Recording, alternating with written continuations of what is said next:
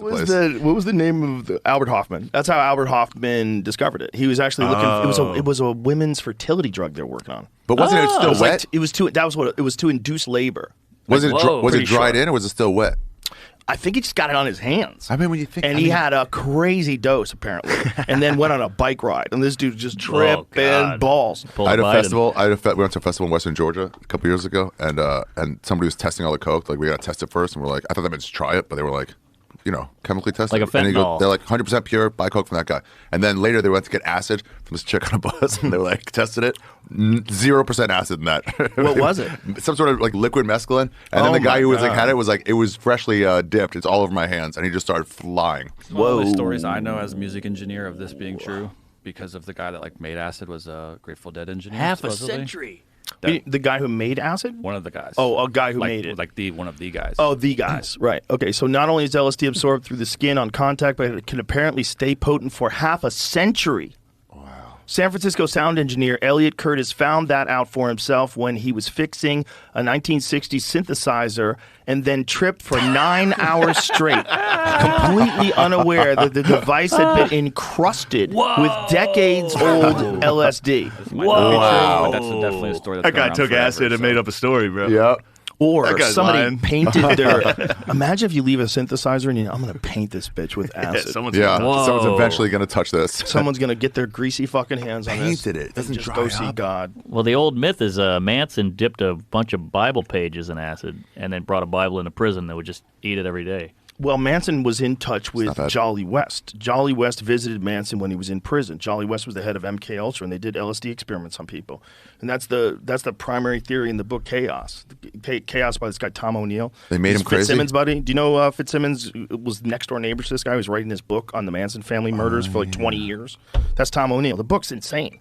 So this Jolly West guy visited Manson when he was in jail. Visited Jack Ruby when he was in prison, and Jack Ruby went nuts.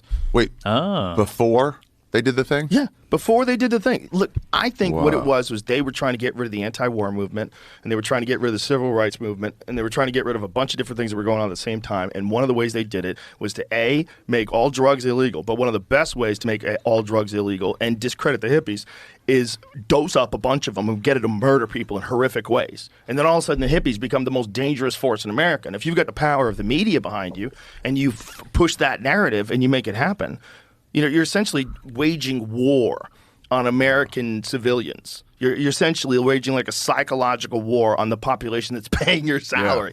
Yeah. It is a wild thing they did, but they definitely did it. Damn. Yeah, CIA's fucking lame. They have too much power. I don't like 'em. All groups that have too much power, you're going to do some wacky shit. The Dulles brothers, they can kick rocks as far as I'm concerned.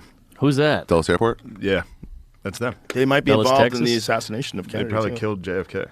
Oh, shit. I think there was a lot of people involved in that. I think that guy was tossing up the apple cart a little too much. Too much. They were like, too many people. Yeah, and back we're then, losing again, money. this was just 50 years past the drawing of people. I mean, right. like you go to fucking look for a photo from 1890. Good luck, bitch. So, see, here you are, 60, 70 years later. That's nothing. Yeah. And then you're dealing with one president that's going to get rid of the fucking Federal Reserve. Shut the fuck up, you are. Yeah. What the fuck is this guy doing? Yeah. And then he's going to get in a convertible and drive through Texas, where they hated him in Texas. Pretty ballsy. Suddenly it's a convertible. But they hated him in Texas. Great headshot. They hated him in Texas. Like, Texas was red.